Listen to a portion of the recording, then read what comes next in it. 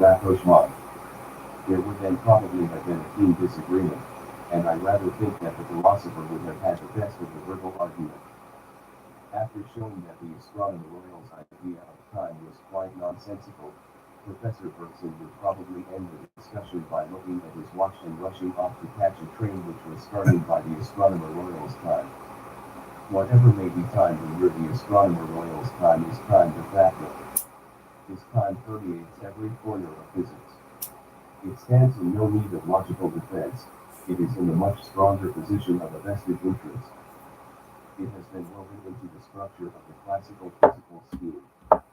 Time in physics means astronomer royal's time.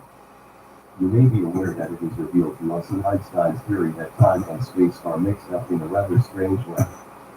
This is a great stumbling block to the beginner. He is inclined to say, that is impossible. I feel it in my bones that time and 36. Space must be of entirely different nature.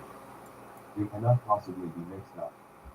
The astronomer royal complacently retorts, it is not impossible / have mixed them up. Well, that settles it. If the astronomer royal has mixed them, then his mixture will be the groundwork of present-day physics. We have to distinguish two questions which are not necessarily identical.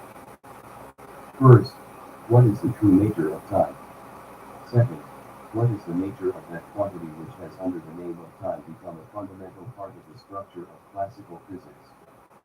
By long history of experiment and theory, the results of physical investigation have been woven into a scheme which has on the whole proved wonderfully successful. Time, the astronomer royal's time, has its importance from the fact that it is a constituent of that scheme, the binding material or mortar of it. That importance is not lessened if it should prove to be only imperfectly representative of the time familiar to our consciousness. We're in the movie. We therefore give priority to the second question.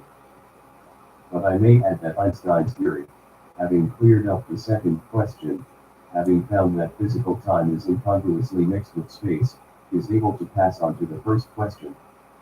There is a quantity, unrecognized in pre-relativity physics, which more directly represents the time known to consciousness. This is called proper time or interval. It is definitely separate from and unlike proper space. Your protest in the name of common sense against the mixing of time and space is a feeling which I desire to encourage. Time and space ought to be separated.